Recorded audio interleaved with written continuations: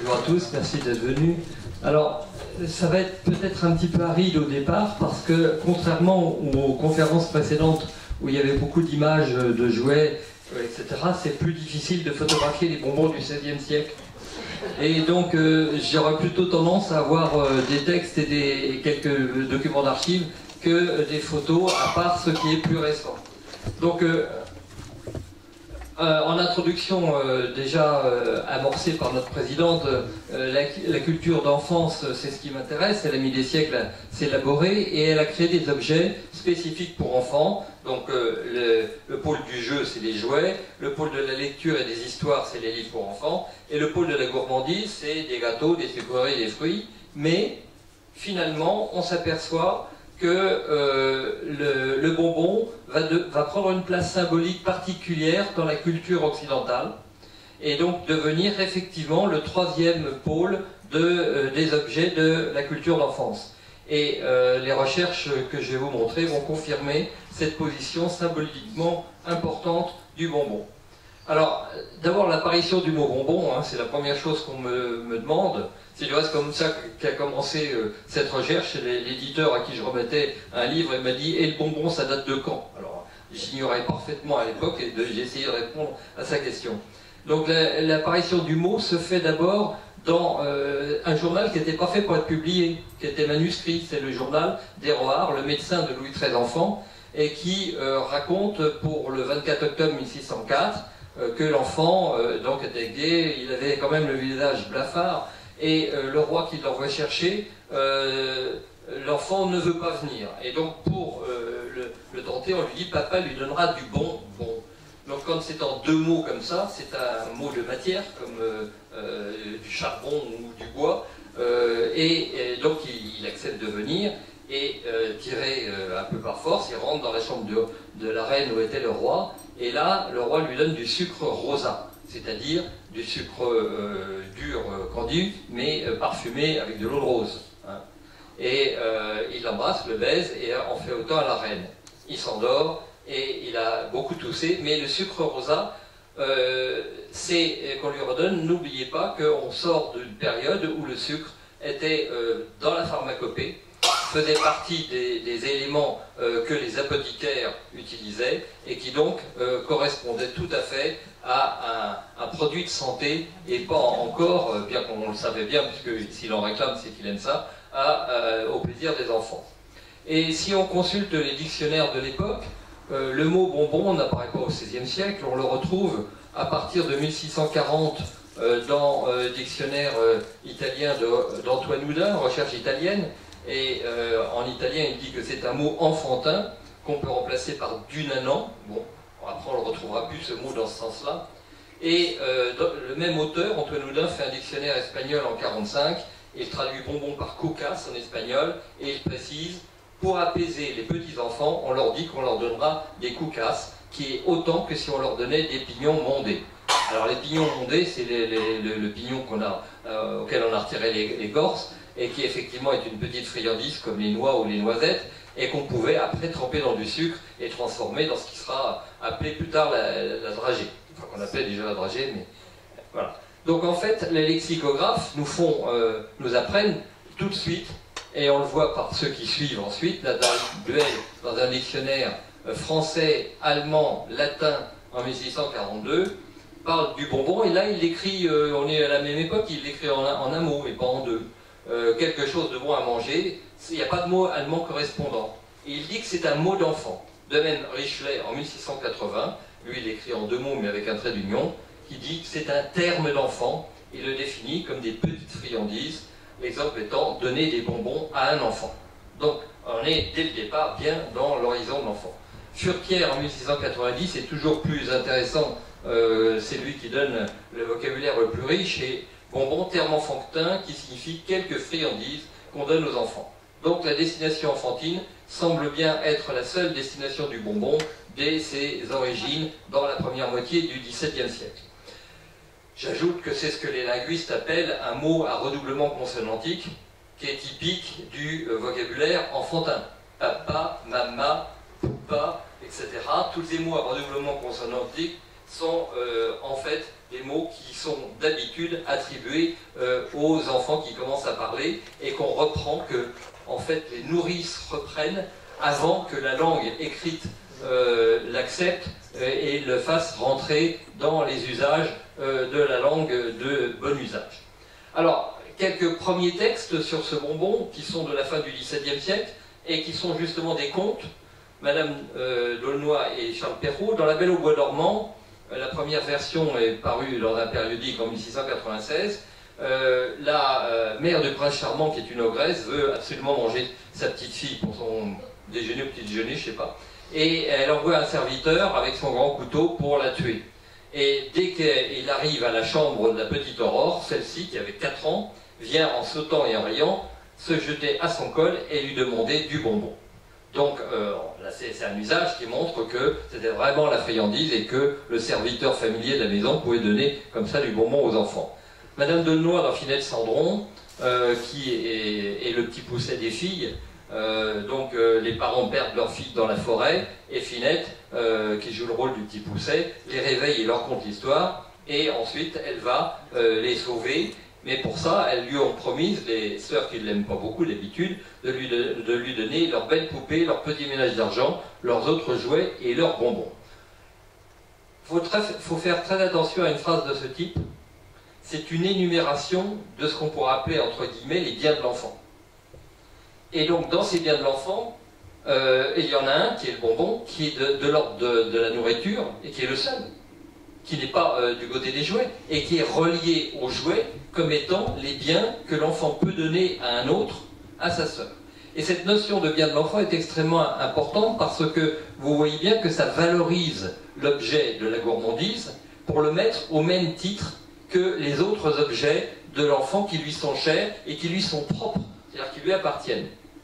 Alors effectivement, les enfants sont bien au cœur de ce marché, et dans un poème sur les tracas de Paris de 1666, Coltet nous dit « Là, le marchand qui songe au lucre vend des petits hommes de sucre, des charrettes et des chevaux qui ne souffrent pas grands travaux, et que sans trouver trop étrange, un enfant à déjeuner mange. » Il n'y a pas le mot bonbon, mais il est clair que là, on a affaire aux friandises des étrennes, en plus de ça, puisque c'est les boutiques qui sont sur le trottoir au moment des étrennes. Donc au XVIIe siècle, c'est un mot du vocabulaire enfantin, d'abord mot de matière, indifférencié, qui devient un terme générique désignant les petites friandises essentiellement destinées aux enfants, mais seulement dans des textes qui sont liés à l'enfance.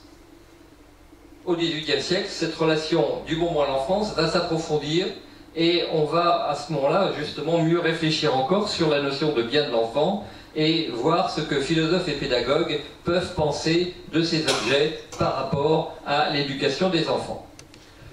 Le point de vue des philosophes, voilà un des textes de Rousseau qui nous dit justement que si vous voulez demander à un enfant de donner les choses qui lui sont chères, et il énumère des jouets, des bonbons, son goûter, et nous saurons bientôt si vous l'avez rendu vraiment libéral, c'est-à-dire il y tient, il n'aura pas du tout envie de distribuer, ce sont ses biens chers et précieux. Helvétius, dans De l'Homme, en 1773, lui utilise le bonbon pour inciter l'enfant à travailler. Mais ce qui est intéressant, c'est le mot qu'il utilise. Il n'y a que 2 moyens d'exciter cet intérêt. L'un est l'espoir d'un bonbon ou d'un joujou. L'amusement et la gourmandise sont les seules passions de l'enfance. Autrement dit, vous voyez bien ce qu'on peut appeler ce travail de symbolisation. Le jouet et le bonbon sont les mots qui symbolisent à eux seuls les plus grands plaisirs de l'enfance, ce que le philosophe appelle ses passions. Et évidemment, si on n'y arrive pas, c'est la crainte du châtiment, si l'incitation par le plaisir ne fonctionne pas. Dans les débuts de la littérature de jeunesse, avec Madame le Prince de Beaumont, donc au milieu du XVIIIe siècle, dans un conte moral, elle nous dépeint un roi et une reine qui sont fort avares, et qui ont 2 fils. L'un, Titi, aimait à partager tout ce qu'on lui donnait avec les autres enfants qui venaient à jouer avec lui, tandis que Myrtille aimait mieux laisser gâter ses bonbons que d'en donner à personne. Il enfermait ses jouets, crainte de les user. là encore une phrase qui rapproche le bonbon et le jouet parmi les biens de l'enfant, avec un comportement d'avarice de ses biens, mais qui en même temps montre son rôle dans la culture d'enfance de l'époque. Berquin, dans ses historiettes morales et les contes qu'il a écrits à la fin du XVIIIe siècle, nous donne dans un qui est rapporté dans son périodique L'Ami des enfants: Louise, te souviens-tu, l'année dernière, comme tous les amis de papa et de maman, nous apportaient des bonbons et des joujoux. Nous en avions tant que nous ne savions où les fourrer. On a l'impression que cette abondance de cadeaux d'étrennes d'aujourd'hui n'est pas aussi neuve qu'on l'a dit avec notre société de consommation. Du coup, même à cette même époque, et chez le même auteur, Berquin, on s'aperçoit que le bonbon commence à introduire un débat sur la santé publique. Édouard a reçu des cadeaux sérieux pour les étrennes, mais pas de friandises ou de jouets, et il explique: oh, son papa ne lui a rien donné dans ce genre, il dit que les sucreries ne sont bonnes qu'à gâter l'estomac, et à l'égard des joujoux, qu'Édouard est trop grand pour s'en amuser. Il n'y a que sa tante dont il a reçu des choses de cette espèce. En fait, ce sont les amis de la famille qui se permettent de donner des jouets et des bonbons aux enfants dont les parents ne veulent plus donner ce genre d'objet, et c'est d'autres éléments qui nous permettent de le rejoindre. Mais moi j'aime beaucoup le texte qui suit d'une institutrice de la Révolution française, mademoiselle Poulain de Jean, qui écrit: beaucoup de personnes répugnent à donner des bonbons aux enfants. Les en priver, c'est leur ôter l'essence de leur plaisir. Les enfants se lassent de leurs joujoux, ils ne se lassent jamais des bonbons. On pourrait faire en sorte de leur en donner peu et de petits, mais il est bon de leur en donner à ce que je crois. Si l'on ne mettait sur les tables que ce qui est nécessaire à la vie, combien de choses en disparaîtraient? Les plaisirs innocents et modérés sont des branches de la vie et des sources de santé. Dans un texte que j'ai écrit, je cite un texte d'un psychiatre contemporain qui a sorti un livre il y a 2 ou 3 ans, qui dit exactement la même chose, sur le fait qu'on se fait plus de mal à se priver de choses qui sont des plaisirs importants que le mal qu'on pourra obtenir en utilisant ces plaisirs, qui au contraire favorisent beaucoup plus la joie et le plaisir, modéré évidemment, la santé que la frustration. Alors, tout ça c'était pour montrer que au XVIIe et au XVIIIe siècle, le bonbon est bien un élément de la culture d'enfance. Mais comment est-il produit, fabriqué, quel est le domaine dans lequel ça se fait? C'est ce qu'on appelle la confiserie. Or, ce n'est pas une spécialité qui existe comme ça dès le départ, et c'est à partir de cette arrivée du sucre à la fin du Moyen-Âge, grâce à Venise, et son utilisation en médecine, il va falloir un certain temps pour que le sucre soit utilisé non seulement dans les pâtisseries et dans la cuisine, et les spécialistes de l'histoire de l'alimentation ont fait des pourcentages des quantités de sucre que les Anglais et les Italiens en premier mettent, les Français sont encore assez loin derrière au XVIe siècle à leur naissance. En fait, ce sont à Paris, sur le plan des métiers, les apothicaires et les épiciers qui sont réunis dans la même corporation, qui sont les dispensateurs de ce produit. N'oubliez pas que le système des corporations, des communautés de métiers, en fait c'est un monopole. C'est-à-dire qu'on n'a pas le droit de produire ou de vendre un produit si on n'est pas dans la corporation. Progressivement, dans cette grosse communauté de métiers, les divisions vont se produire, des spécialisations. On va voir arriver les ciriers, donc les épiciers, parmi les épiciers et les apothicaires, il y aura les ciriers, les épiciers et les confiseurs. Ceci arrive, semble-t-il, le mot, à la fin du XVIe siècle, on le trouve dans le théâtre de l'agriculture, Les Ménages des Champs d'Olivier de Serres, dont le privilège est de 1599, et qui nous dit qu'il faut s'abstenir des épices dans les confitures au vin cuit, et dit ce n'est de l'usage des bons confiseurs, c'est écrit, que de n'en servir d'aucune, excepté de la cannelle en certains fruits. Et 4 fois, dans son texte, il utilise le mot confiseur. Au début du XVIIe siècle, Cotgrave utilise en 1611 confisseur et confiseur, les 2 orthographes. Et le mot se trouve synonyme de confiturier, et en concurrence avec lui, et il désigne plutôt l'artisan que le commerçant. Jusqu'à la fin du XVIIe siècle et même au début du XVIIIe, il y a encore de grosses fluctuations pour savoir entre le confiturier et le confiseur lequel fait quoi. Ils sont à peu près la même chose. En fait, sur le plan juridique, dans les recueils de statuts de la communauté des épiciers, le terme de confiseur n'apparaît dans le titre, que j'en ai dépouillé quand même quelques dizaines sur toute la France, de statuts d'épicier, qu'en 1661. Alors, au XVIIIe siècle, confiseur, confiturier, confiserie, on retrouve des progrès dans le vocabulaire et dans la construction de ce métier. Les dictionnaires, l'encyclopédie nous disent que le confiseur est celui qui fait et vend des confitures. Le mot, lui, date du XIIIe siècle. Le mot confiture désigne les confitures et les bonbons. Et les bonbons sont à l'intérieur de ce qu'ils appellent confiture sèche. La confiture liquide étant la nôtre d'aujourd'hui, celle que nous connaissons. La confiture sèche étant à la fois les pâtes de fruits et les bonbons, qui sont donc plus secs. Et le mot confiserie apparaît en 1753. C'est toujours intéressant quand un secteur de production va trouver une étiquette générale, puisque tous ces objets, pour l'instant, il y avait le confiseur, mais ça, c'était pas sous l'étiquette de confiserie. Il faut attendre 1753 pour qu'elle vienne. De même que la bonbonnière apparaît aussi à cette époque-là, le mot bonbonnière, au moment de l'encyclopédie. Donc, pour faire l'histoire de ce métier, il faut d'abord utiliser des documents imprimés, comme les statuts, les règlements, les procès, les litiges. Comme c'est des monopoles, ils sont tous en train constamment de mordre sur le métier de l'autre, et donc ils sont constamment en procès sous l'Ancien Régime.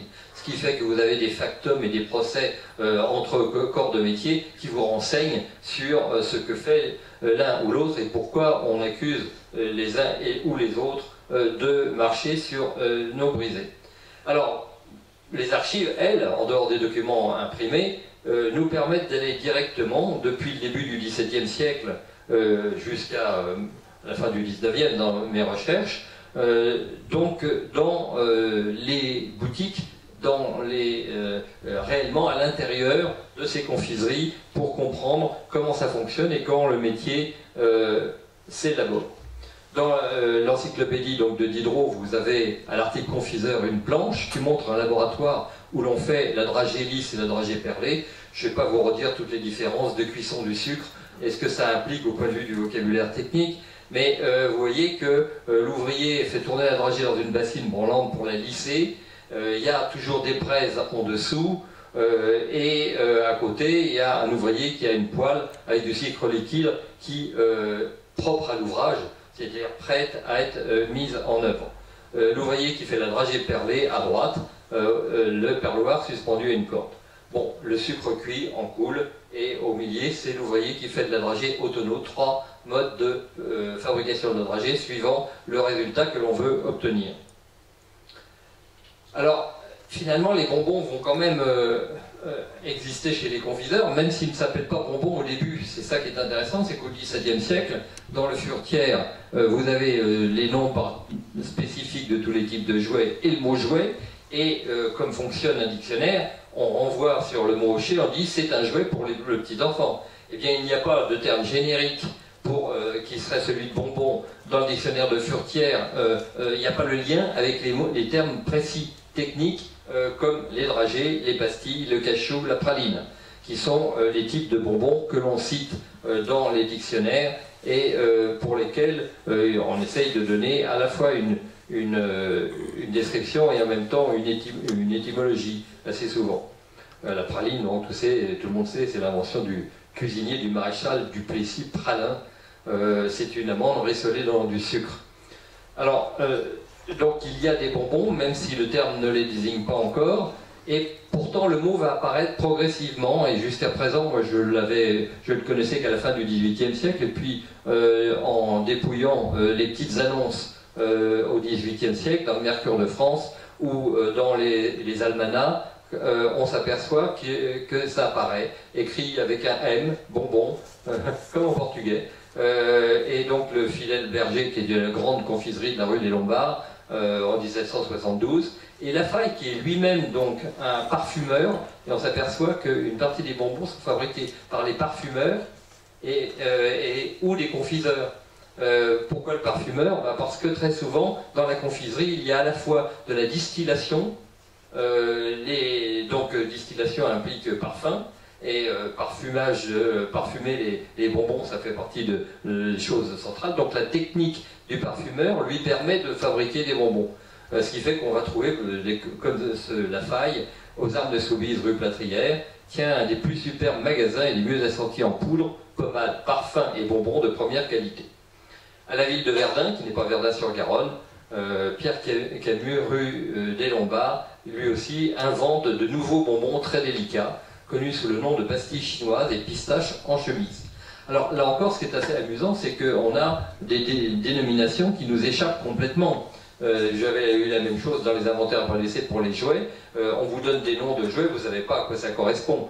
Dans des inventaires ou dans des textes comme ça, on va trouver des noms de bonbons, on ne sait pas ce qu'il y a derrière, évidemment. Donc Lafaille, lui, il se pique de poésie, et donc il fait un petit poème. C'est en ce mois que la nature brille du plus charmant éclat.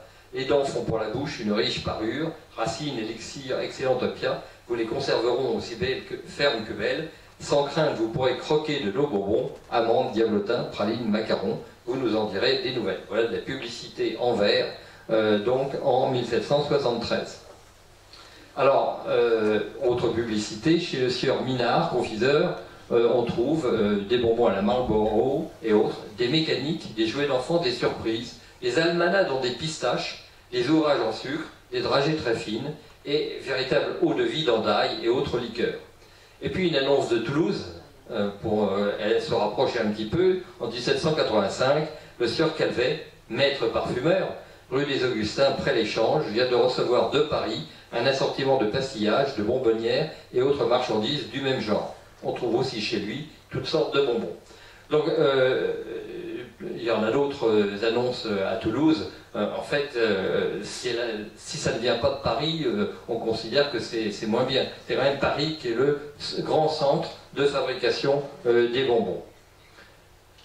Les confiseurs vont aussi s'approprier le mot bonbon, et là, on va se retrouver avec la jonction entre notre culture d'enfance qu'on avait vue et la culture industrielle et commerciale des confiseurs. Dans les inventaires après décès, on voit en 1778, dans un inventaire de Lyon, qu'il y a encore 6 livres de bonbons de Gênes, donc qui viennent d'Italie, ceux-là. Il y a de l'importation, des bonbonnières en bergamote et 6 livres cannelle en bonbons. Et donc ce marché de la confiserie et de la culture d'enfance se rencontre vraiment en cette fin du XVIIIe siècle, à tel point que le dictionnaire de l'Académie, dans sa 5e édition, n'hésite pas à commencer sa définition du mot bonbon par terme de confiseur. Ce qui est intéressant parce que la 4e édition de 1762, il n'y avait pas ça du tout.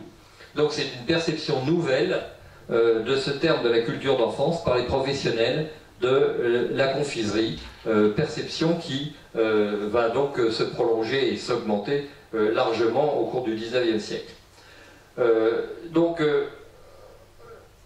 Je me suis posé la question de savoir ce que représentaient en valeur monétaire les bonbons dans l'inventaire des marchandises. Je ne vous passe le détail du nombre d'inventaires après décès de confiseurs parisiens et lyonnais que j'ai depuis le début du XVIIe siècle jusqu'au milieu du XIXe, mais ça me permet d'avoir des listes de marchandises avec leur prix, de connaître le matériel, les outils, etc. Et vous voyez dans cet ensemble que ça oscille entre 1735 et 1847. Vous avez, en termes de pourcentage sur l'ensemble des marchandises, ça peut représenter 14, 18, 11, 17, 6, 7, 15, 3, 9, 14, 24, 11, 25%. Donc c'est ce qui veut dire qu'effectivement les confiseurs, chez eux, ils n'ont pas que du bonbon, c'est évident. Et d'autre part, quand on fait des calculs plus fins, on s'aperçoit qu'une part importante des marchandises sont en fait des matières premières qui prennent une partie. Donc si on refait des pourcentages avec que les marchandises ouvrées, ça change un peu. Ce qui est intéressant aussi, c'est de voir qu'il y en a certains, comme Oudard en 1822, il y en a pour 13 698 francs, pour masser 2129 livres alors que ce n'est que 3,50%. Donc on voit quand même que ça représente quelque chose qui n'est pas négligeable du tout, et on peut même se rendre compte en poids que c'est pas négligeable. J'ai une famille de travers au XVIIIe siècle et j'ai 3 inventaires après décès sur 3 générations, donc ça me permet de voir l'évolution dans cette famille. Eh bien, en 1756, il a quand même 949 kilos de bonbons dans son inventaire de marchandises. Massé en a 1 tonne 100, et Rousseau en 1803, il a 3 tonnes de bonbons. Hein, je ne parle pas des autres marchandises, uniquement des bonbons dans l'inventaire après décès. Donc ce n'est pas du tout négligeable. Chez des négociants comme Massé et Rousseau, la part des matières premières est considérable, et pour Massé, c'est ce que je disais tout à l'heure, elle passe de 3,5 à 18,8% si on retire la matière première. Entre parenthèses, Massé, dans les inventaires après décès, vous avez les noms des clients et les noms des fournisseurs. Et j'ai donc tout le réseau des ports de La Rochelle, du Havre, de Nantes, etc., qui faisaient le commerce triangulaire des esclaves et qui faisaient donc le commerce du sucre, qui sont ces fournisseurs de sucre, et ça permet de resituer dans l'ensemble du système de l'économie coloniale du XVIIIe siècle la part du sucre dans ce commerce. Alors voilà, un inventaire après décès de Travers, en 1735, il était quand même pas pauvre du tout, hein, 2357 livres rien que pour ses biens personnels. Bijoux argenterie, 992 livres. Pour vous donner une petite échelle, normalement un ouvrier gagne 1 livre par jour. Et il y a des jours qui ne sont pas ouvrés. Hein. Donc les marchandises et ustensiles, 4485 livres, donc à l'intérieur de ça, 546 livres pour les bonbons. Comment se présente la boutique d'un confiteur? Donc en 1735, sa boutique comprend 2 comptoirs, 20 planches qui forment sans doute les étagères, et 8 tonneaux et 4 autres comptoirs de boutiques et magasins. Les marchandises, alors l'énumération c'est un peu long à lire, mais vous voyez que c'est quand même assez varié, comme vous avez aussi bien des confitures que des sirops, du sucre, de la pâte de fruits, et puis évidemment tout ce qui permet de faire les pralines ou de faire les dragées, c'est-à-dire des amandes, du citron, d'amidon. Il faut beaucoup de produits pour faire ça. Donc on n'a pas le mot bonbon dans cet inventaire, mais on a, vous voyez, des cachous, des pastilles, des dragées, du cadenas qui en sont en fait. L'inventaire de Travers, encore, mais de 1756, son fils, on est un cran encore au-dessus. Hein, 2398 livres de bijoux et d'argenterie quand même, c'est pas rien. Donc un total de marchandises relativement énorme, 13 498 livres. L'immobilier, il a quand même 5 maisons. Hein. Et vous voyez que l'immobilier, 77 000, par rapport aux marchandises et aux ustensiles, 13 000, pour 5 maisons, on se rend compte que la part des marchandises est quand même très importante. Alors sa boutique à lui, à Travers en 56, 2 comptoirs et bancs de comptoirs, 2 dossiers de bancs, 2 devant l'armoire, 2 devant d'armoire, étant au-dessus garni de 12 carreaux de verre, un saloir, un vieux banc d'armoire et 3 corps de tablette, 5 glaces garnies de figures, cristaux et fleurs, qui ont sans doute orné la boutique, et qui montrent quand même une boutique de luxe, hein, on est en 56, avec des vitrines, avec du verre. Hein. Et les marchandises, les mêmes que celles de son père, avec en plus toute une série d'autres choses dont je vous passe la liste. Nicolas Massé, alors c'est lui qui a en fait la plus grosse encore à faire, hein, 14 000 livres de biens personnels, donc 62 000 livres, 63 000 de marchandises et d'ustensiles, et 22 000... Alors vous voyez que lui, c'est un vrai, par rapport au Travers, lui c'est un vrai entrepreneur capitaliste. C'est-à-dire que l'essentiel de son argent est dans le commerce, et beaucoup moins en immobilier. L'autre était en fait l'ancien type de bourgeoisie, c'est-à-dire dès qu'on gagnait de l'argent, on achetait des terres. on sécurisait avec des biens et on avait des revenus agricoles en plus. C'est-à-dire qu'on avait des métayers et on recevait des revenus en plus du commerce. Massé est le vrai entrepreneur industriel de confiserie à Paris au XVIIIe siècle qui, lui, investit dans le commerce. On a toute une série de correspondances et de courriers avec justement ses fournisseurs et ses clients un peu partout en France. Voilà un autre Berthellemot qui, en 1788, montre qu'il tient une boutique de fabrique et magasin de dragées, confitures sèches, liquides, boîtes à bonbons, assiettes, bateaux, etc. Lui, c'est un véritable artiste. Il fabrique... c'est la plus belle de boutique de confiseurs qu'il y a à Paris, dont écrit Grimaud de la Reynière dans l'Annuaire des Gourmands. À certains égards, la meilleure, mais très certainement la plus chère. Il est vrai qu'on ne regrette point chez lui son argent, parce que les yeux y jouissent autant que le palais. M. Berthellemot excelle non seulement dans son art, mais il est dans celui du dessin sucré et des inventions nouvelles, un homme très habile. Et puis, enfin, les devises de ces bonbons sont l'ouvrage des poètes les plus célèbres de la France. Il payait des poètes pour faire les devises sur le papier de bonbons qui enveloppait les bonbons, et en même temps, il faisait des scènes sculptées. Alors, aux étrennes, dans les années 1780, les grands confiseurs de la rue des Lombards rivalisaient pour leurs vitrines de Noël. Et il faisait des scènes. Alors il y a des scènes, c'est la réception de l'ambassadeur de France en Turquie, chez Le Bey, avec tous les costumes exacts, etc. Donc des scènes, ou des scènes de bataille. La dernière grande bataille gagnée par les Français, vous avez tous les soldats, le tout en sucre. Donc c'était de la sculpture sur sucre avec une technique. Alors après, justement, ça fait partie des choses qui deviennent dangereuses parce que comme il fallait des beaux colorants, c'était des colorants à base métallique, et à partir de 1742 commence toute une lutte contre les bonbons empoisonnés que le pouvoir n'arrivera à gagner qu'en 1905. Donc ça, c'est une autre histoire que j'ai racontée dans une publication, mais je n'aurai pas le temps de le faire aujourd'hui. Alors vous voyez aussi qu'on passe son temps dans ces annonces à faire des bonbons nouveaux.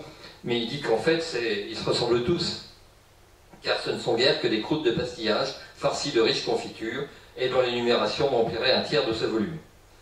Mais que c'est pas pour autant merveilleux. Alors pour les prix d'Ancien Régime, j'ai essayé de trouver les prix. Alors à la livre, 45 sous par livre, les dragées de Verdun, 28 sous, les dragées fines, 12 à 16 sous. Qu'est-ce que ça représente tout ça? En fait, ça représente à la livre poids, hein, c'est-à-dire pas tout à fait 500 grammes pour l'époque, hein, ça représente un tiers de journée, où ça va depuis un tiers de journée de travail d'un ouvrier jusqu'à 3 journées et demie de salaire d'un ouvrier. La livre de ces bonbons, suivant la nature de ces bonbons. Donc on peut effectivement dire que c'est encore un produit de luxe, parce que ce sucre, c'est le sucre de canne qui vient des Antilles et d'au-delà des mers et qui coûte très cher. Donc on n'est pas encore dans la démocratisation du bonbon, même si on en vend des quantités que je vous ai montrées. Alors, qu'en est-il au XIXe siècle? Commençons par le grand maître, l'initiateur des chroniques culinaires, qui est Grimaud de la Reynière, dans son Almanach des Gourmands. Pour lui, le mois de janvier est celui de la circulation des bonbons, et la rue des Lombards l'emporte alors sur la rue Saint-Honoré, dont la renommée s'étend dans toute l'Europe, où il n'est pas dans toute l'Europe, hein, il n'est pas un enfant qui ne se suce les lèvres au seul nom de cette rue fameuse.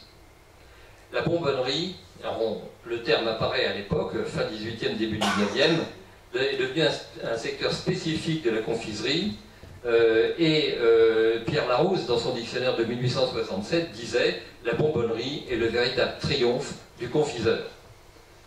Bien que la production du confiseur soit pour tous les publics, en fait, l'enfance est devenue la cible privilégiée de ce commerce. C'est là où la culture d'enfance et le marketing se rejoignent. Une publicité de confiseur de 1844, M. Pomerel, montre, j'ai pas pu photographier la gravure à la Bibliothèque nationale, c'est donc une femme assise qui d'une baguette fait jaillir une cascade de bonbons que des petits enfants le long de la pente essayent d'attraper. Alors, je pose la question, est-ce que tous les enfants peuvent se régaler avec ces bonbons? Au XIXe siècle, les choses sont peut-être un peu changées quand on voit les prix dans l'inventaire de Rousseau, dans l'inventaire Oudard-Corby en 1822, et dans une faillite de 1848, je vous passe les chiffres qu'est-ce qu'on peut en tirer?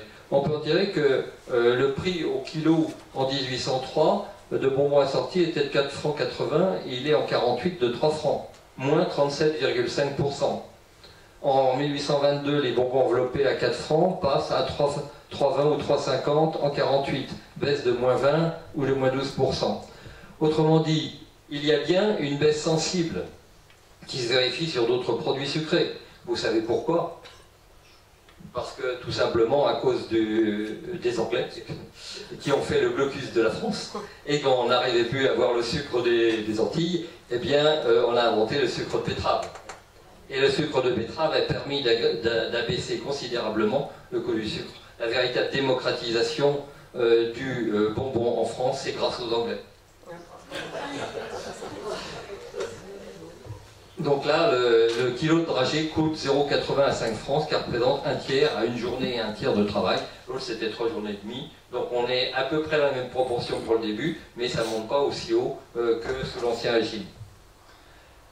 Une boutique de confiseurs, c'est assez rare la représentation, celle-ci de 1843, dans une gravure sur les rues de Paris qui nous montre à nouveau le fidèle berger. Alors vous voyez ces grands bocaux avec les étiquettes dessus, les corbeilles ou les vitrines obliques, et puis beaucoup de tiroirs et de casiers dans lesquels on ouvrait et dans lesquels il devait y avoir des bonbons, soit en vrac, soit enveloppés. Un exemple d'une marchande de bonbons à Lorel, c'est pas un confiseur important, c'est une petite marchande de bonbons à Paris, Mademoiselle Aglaé et Victorine Lambert, dont l'inventaire après les 7,47 montre qu'elle n'est pas très riche, et que ces bonbons, 265 francs, c'est 25% si on enlève le mobilier de la boutique, 25% de la privée globale.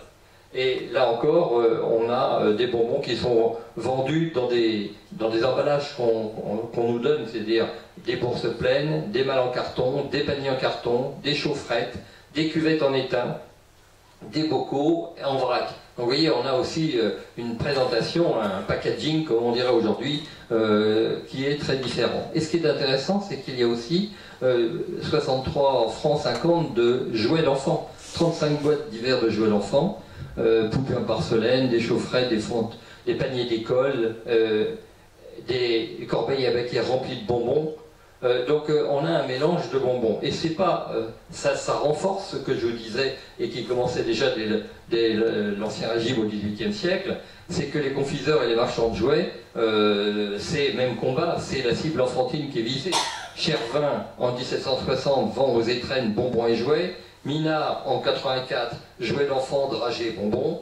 Buer, dans sa faillite de 29, en 1830, vend ses marchandises en 1830, et il y a aussi bonbons et joujoux. Et Terrier, qui est confiseur en 1844, dragées pour baptême, bonbons de toutes sortes. Et à cela, on ajoute une profusion de petits joujoux et de charmantes surprises pour les enfants. Et on a vu l'inventaire de Mademoiselle Lambert. Alors, je vais aller très vite pour vous présenter la partie industrielle, parce que je ne m'y attarderai pas. Je vais juste vous donner un exemple d'industriel. Alors ça, c'est extrait du logiciel Eredis avec lequel je fais la généalogie des confiseurs. Il y a 6000 et quelques fiches pour l'instant, mais 1500 confiseurs à peu près, avec leur famille et tout.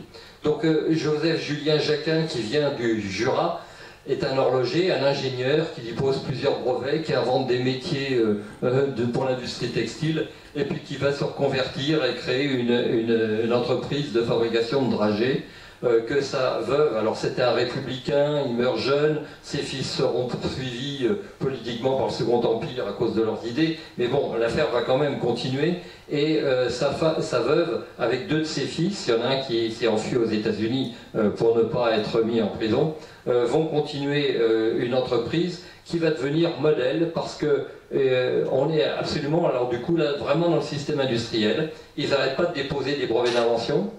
Ils inventent des machines nouvelles qui vont complètement améliorer le rendement et la production, ce qui va permettre de sortir du coût du prix rare, parce qu'on va pouvoir produire des grosses quantités et donc abaisser les coûts. Et avec une installation industrielle dont vous voyez à Damary-les-Lys l'importance de l'usine. et voyez l'atelier dragé par rapport à la gravure de l'encyclopédie. Vous voyez l'immensité de cet atelier et les tonnes de dragées qu'il faisait pour chaque année. C'était une entreprise considérable. C'était visité attendez, je reviens en arrière. Voilà, Turgan a fait un ouvrage sur les grandes usines. Là, on est dans le tome 13, hein, qui couvre toute la France et toutes les entreprises. Et il est resté complètement béat d'admiration devant les entreprises, chacun à Damary Lélis. Donc l'atelier dragé et l'atelier pour les marrons glacés. Là aussi, c'est quand même assez impressionnant. Là, on voit une fabrication un petit peu plus artisanale, mais quand même avec des moules. Donc un ouvrier qui moule un bonbon, des empreintes dans l'amidon, et le personnel de l'usine devant la grille de l'usine, parce que c'est quand même justement le système industriel avec des ouvriers. Mais à Clermont-Ferrand, cette usine-là n'est pas mince non plus, hein. On est à la fin du 19e siècle, à peu près à la même époque que l'autre. Alors, un atelier un peu plus modeste en 1939 à Tours, et on arrive pour quand même se donner quelques éléments qui vous soient un peu plus familiers peut-être, au confiseur du Tarn-et-Garonne. Alors, je fais ça avec deux bases de données, hein, celle de FileMaker Pro comme logiciel et Redis, et sur 489 confiseurs, j'en ai 79 dans le Tarn-et-Garonne, pour l'instant 5,3. La ventilation de ces confiseurs du Tarn-et-Garonne par période, vous voyez que j'en ai que près de 9% pour le XVIIIe siècle, 15% pour la première moitié du XIXe, presque la moitié pour la deuxième moitié du XIXe, et de 1900 à 1936, 27,8%. Pourquoi 1936? Parce qu'en fait, j'ai fait un sondage en dépouillant l'annuaire du département du Tarn-et-Garonne en 1936, où j'ai noté tous les confiseurs que je trouvais en 1936, pour avoir retrouvé s'il y avait des familles qui étaient au 19e siècle. Normalement, moi, je m'arrête en 1914. Alors, si on revoit les villes dans lesquelles se trouvent ces confiseurs, vous apercevrez qu'il y a plus que 79 au total, parce qu'il y en a qui ont été dans les deux. Il y en a qui ont commencé à Albias et qui sont montés à Montauban après. Il y en a qui étaient à Verdun, mais qui sont retrouvés à Bordeaux comme confiseurs, etc. Donc, ça vous donne les dates d'activité. Vous voyez qu'en fait, il n'y a qu'à Montauban où j'ai un certain nombre de confiseurs du XVIIIe siècle, depuis 1704. À Grisol, à partir de 1780. Le 1793, on va l'expliquer pour Verdun, c'est pas vraiment à Verdun que ça se passe. Donc, les lieux proches, Masgrenier, on trouve un Jean Barthélemy d'Artigues, né dans le Gers, mais il est d'une famille de confiseurs de Toulouse, et il vient se marier à Masgrenier en 1846, où il reste, et il meurt à Masgrenier en 1855. Mais je n'ai pas trouvé de preuve qu'il ait exercé à Masgrenier à partir de son arrivée. Jossuin, qui est né vers 56, est attesté confiseur à Masgrenier en 1901 au mariage de sa fille.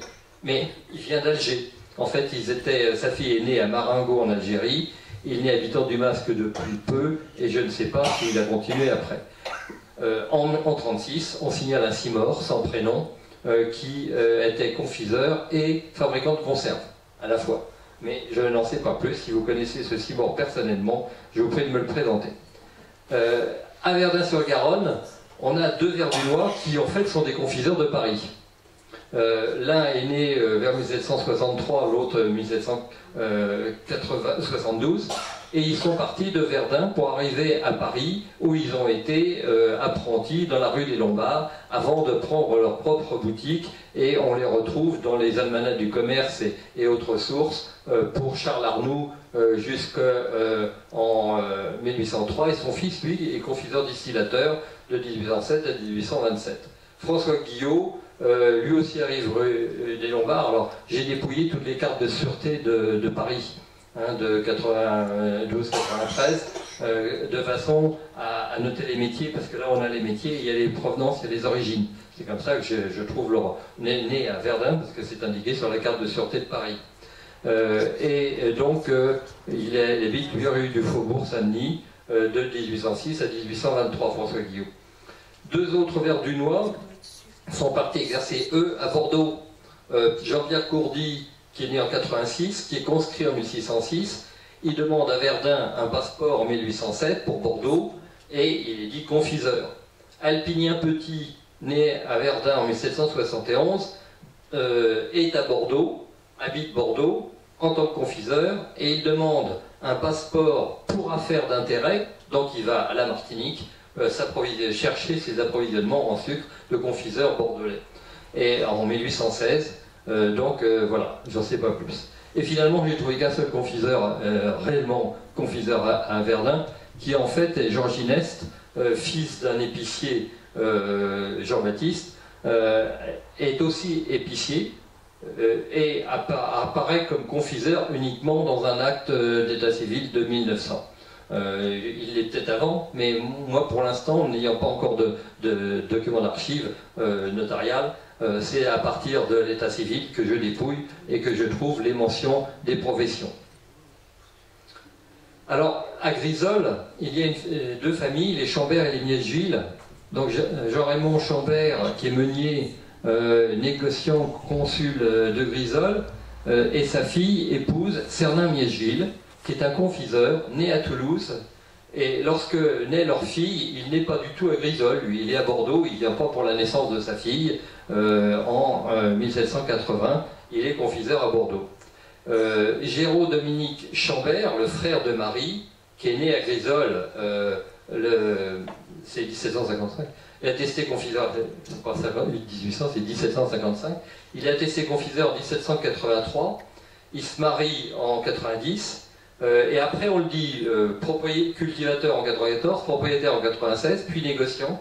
Il meurt en 1837, on ne sait pas trop si derrière ces termes habituels de propriétaire ou de négociant, il n'est pas resté confiseur. Il semble que c'est chez lui que Jean Timbal a appris le métier, puisque né à Grisol en 1796 d'un père cultivateur et propriétaire, quand il se marie en 1826, d'abord le contrat à Comsas le dit élève confiseur, donc il habite à Grisol, il est élève confiseur, et ensuite il se marie le 28 mai 1828 avec une Maubisson, ces familles pour lesquelles des générations, j'ai 6 à 7 générations d'aubergistes et membres des métiers de l'alimentation de Maubisson, qui sont des Maubissons. Et donc elle est la fille d'un aubergiste et maître d'hôtel, et sa fille naît en 1827 à Grisol, et là il n'est plus élève, il est confiseur à Grisol. Mais un an plus tard, en 28, la naissance de sa deuxième fille n'a pas lieu à Grisol, elle a lieu à Montauban, rue de l'Horloge. Et c'est là où la maison Timbal va rencontrer la maison Poult. Parce que c'est Jean Timbal qui va avoir 3 autres enfants à Montauban, mais le garçon Félix meurt à 2 ans, Marianne et Marie-Augustine, et son seul fils mort, donc la succession ne pouvait passer qu'à un gendre. Ça va être Jean-Baptiste Poult, né le 4 octobre 1828 à Rodez. Et donc il est né de Jean Poult, qui arrive du canton des Grisons de Suisse, où il est né en 1796, il arrive en 1818 à Rodez. Et lorsqu'il se marie en 1822, il est pâtissier. Sur les actes de ses nombreux enfants, 7 enfants, et des actes de mariage, il est tantôt pâtissier, tantôt limonadier, tantôt cafetier, tantôt confiseur, jusqu'à 1855. Et Jean-Baptiste Poult, donc épouse Marianne Timbal le 8 mai 1854, le même jour que sa sœur Marie-Dorothée, qui épouse, elle, un fabricant de conserves de Bordeaux. Les 2 contrats de mariage sont passés le 6 mai chez maître François Borel, et un acte de société le 7 mai chez le même notaire.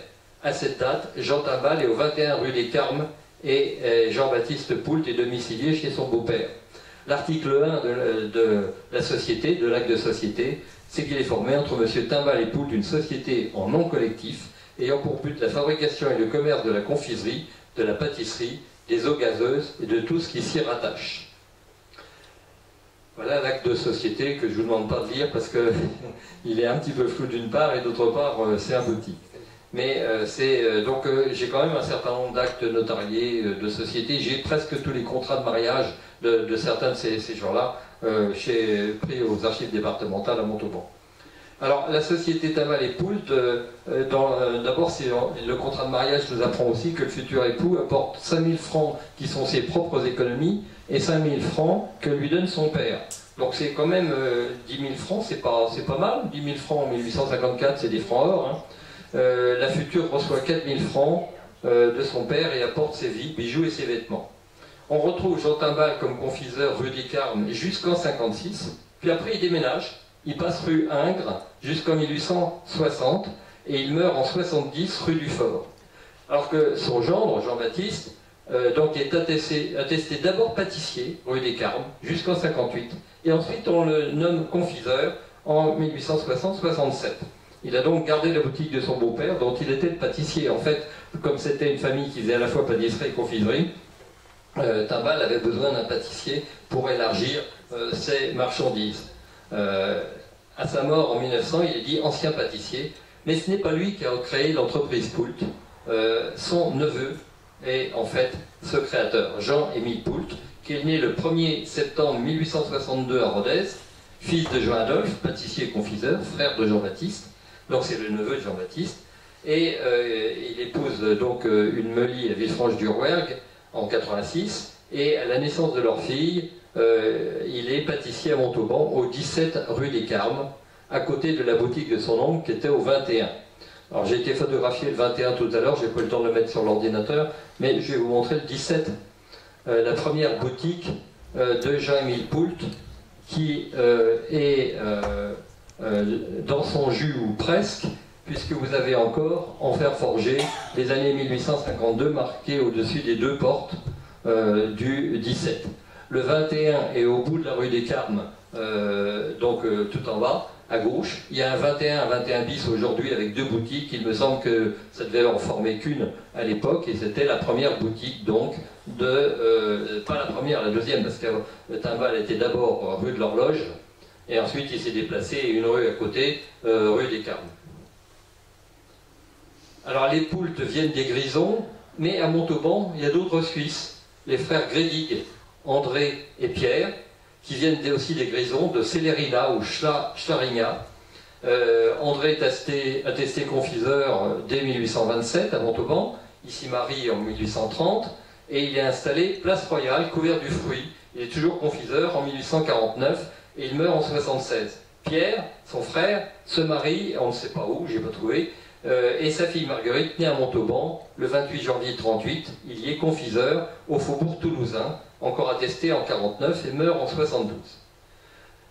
Jean Morel, né à Ardez, bon, Squal en allemand, est aussi marié à Montauban en 1927 avec Marguerite René, avec André Grédig comme témoin. Et il est pâtissier confiseur, place Royale, couvert du fruit, maison forestier. Et dans sa petite annonce de 1855, il énumère ses marchandises: pâtisserie fine, gâteaux pour dessert, soirée et café, bonbons, liqueurs et vins fins, articles d'étrenne. Ce problème des Suisses confiseurs en France est tout à fait intéressant parce qu'on en retrouve dans toute la France, à Paris aussi. Ils arrivent au moins dès la fin du XVIIIe siècle et le début du XIXe, et vous voyez que nos trois familles sont dans la même vallée de l'Inn, dans les Grisons. Vous avez les Poult à Saintes, Morel, Ardez, Squal, et Grédig, Célérina, Schlaringa. Et de Saintes à Ardez, entre les deux familles, il n'y avait que 14 km. D'Ardez à Célérina, 47. Donc ces familles de Suisses émigrés, et on en trouve encore dans les métiers aubergistes, donc dans les métiers de l'alimentation, et en particulier les pâtissiers et les confiseurs.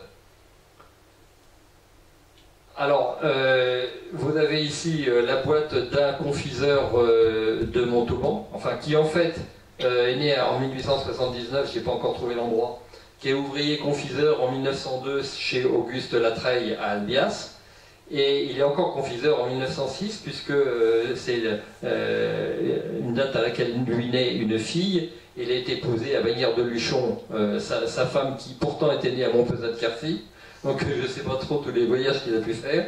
Et puis il s'est installé à Montauban, rue La Canale, comme le montre la boîte, donc au 1 rue La Canale à Montauban, boîte que vous avez ici et que vous pourrez regarder de près tout à l'heure si vous voulez. Alors, tout ça pour dire qu'effectivement, moi je connaissais que le nom, que son nom et pas vraiment son prénom, et puis voilà que la boîte m'amène son adresse qui confirme l'annuaire du Tarn de 1936, mais il manque encore beaucoup d'éléments pour cette période-là. Donc, conclusion de cette recherche en cours sur les confiseurs dans le Tarn-et-Garonne, quelques résultats encourageants quand même, quelques idées. En fait, il faut relier ces confiseurs du Tarn-et-Garonne aux deux pôles les plus importants qui sont Bordeaux et Toulouse, sans oublier Paris qui joue aussi un rôle. Il y a un ou deux confiseurs de Paris qui sont venus s'installer à Montauban. L'inverse peut exister. Pour l'instant, j'ai 70 confiseurs à Toulouse et 46 à Bordeaux, mais il faudrait aller dans les archives pour aller sur les archives notariales. Sinon, là, on bute juste sur un ensemble de fiches, une liste de noms, mais sans pouvoir aller très loin. J'ai quand même dépouillé la presse pour Bordeaux et les passeports à Bordeaux et puis à Toulouse, et ça donne quand même pas mal de renseignements sur leur mobilité, sur les marchandises. Mais il me manque les documents les plus déterminants, c'est-à-dire ce que j'ai à Paris et à Lyon, des inventaires après décès ou les dossiers de faillite. Donc cela rend difficile la compréhension de l'organisation des réseaux commerciaux et de voir comment les bonbons sont produits et comment ils circulent dans la région et qui les vend dans les villages. Donc la recherche en cours du groupe de recherche historique et archéologique de Verdun, dans lesquels je traite les métiers de l'alimentation, devra me permettre de continuer et d'augmenter ces données. En attendant, et pour vous reposer de tous ces discours et ces textes, quelques images à savourer.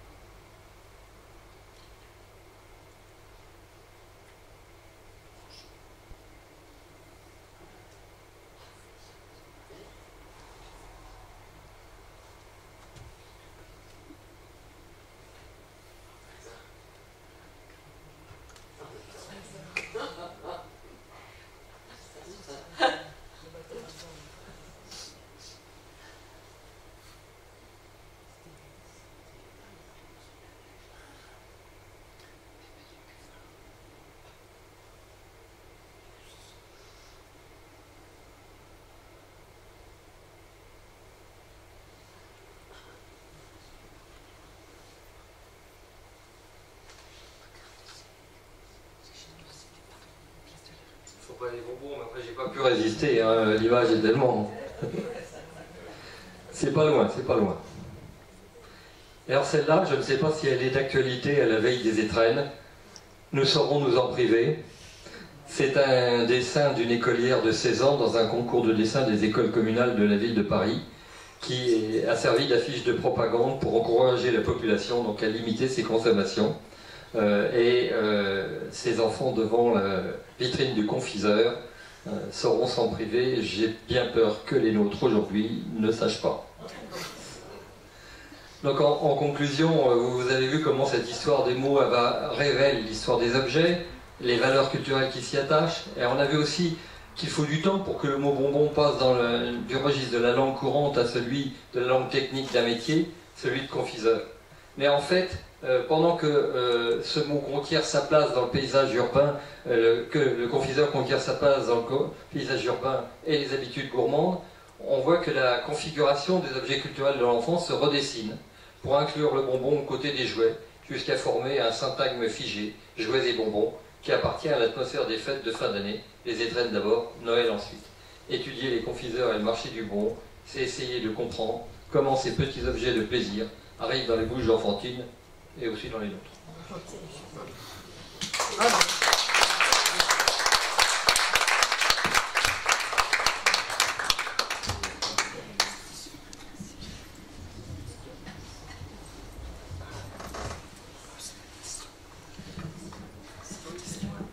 Si vous avez des questions.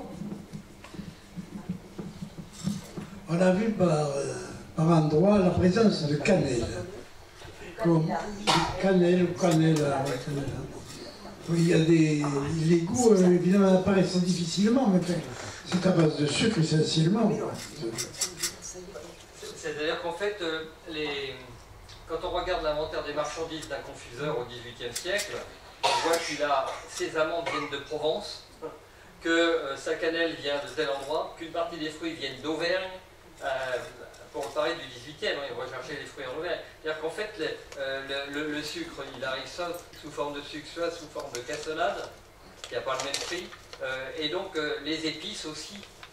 Donc en fait, le confiseur se fournit sur un très large marché de différents produits qu'il mélange en fonction des parfums qu'il veut obtenir et de ce qu'il fait. Et ensuite, s'il fait des confitures, il ne va pas mettre forcément les mêmes parfums dans les confitures que dans les bonbons. En général, on voit que l'importance des bonbons représente 20% du chiffre d'affaires en moyenne. Oui, ça dépend des périodes. Ça dépend de... Là, c'est pas un chiffre d'affaires. Ouais. C'est ce qui reste dans la boutique à la mort du confiseur dans les inventaires après décès. Ouais. Ce qui ne nous dit pas forcément ce qu'il y avait dans la boutique de son vivant. Parce que parfois, la fin de la vie, ils vont moins bien et parfois on note justement qu'il y a de la nourriture gâchée dans les tonneaux qui n'a pas été vendue ou qu'il y a de la nourriture qui est des matières premières qui vient d'arriver qui n'a pas encore été déballée. Donc c'est une situation d'inventaire après décès, c'est pas vraiment un chiffre d'affaires. Il y avait un précepte en Espagne qui disait, Piropo, a fines del siglo XIX, el café, el chocolate y el azúcar no eran golosinas, sino lujo. Oui. Sino lujo. Les gourmands. Oui, oui. Oui.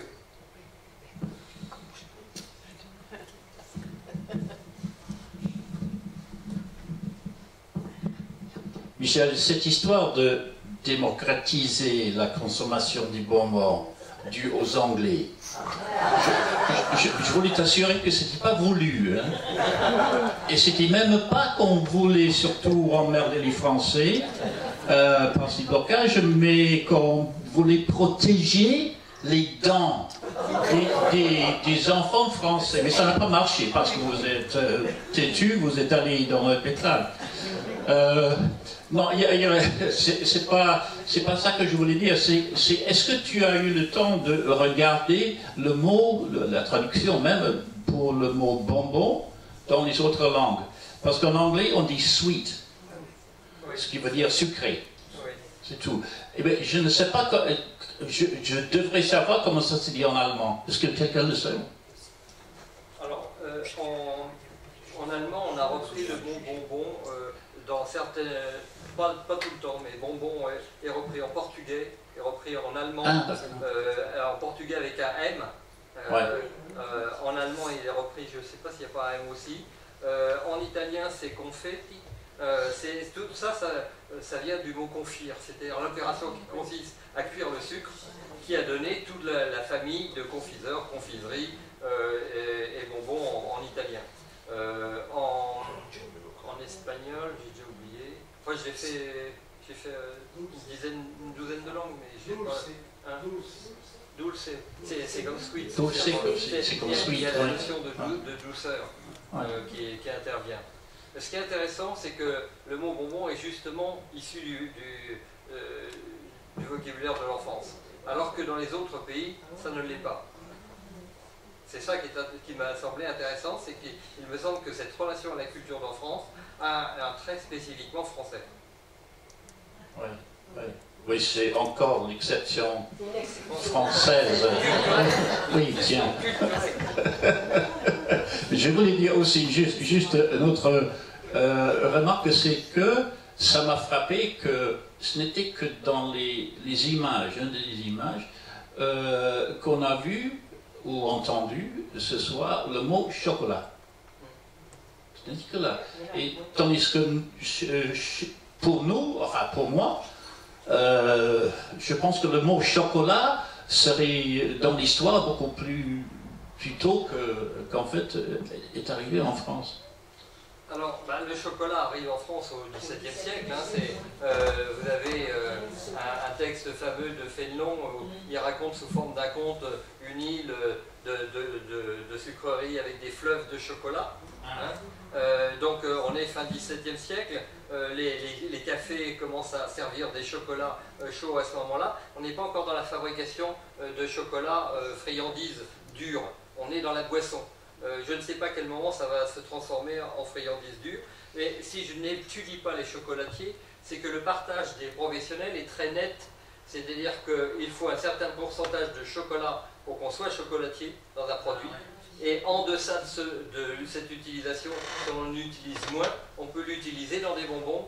Le confiseur a le droit d'utiliser le chocolat à condition que ça ne dépasse pas un certain pourcentage. C'est ça qui fait la distinction entre le chocolatier et le confiseur.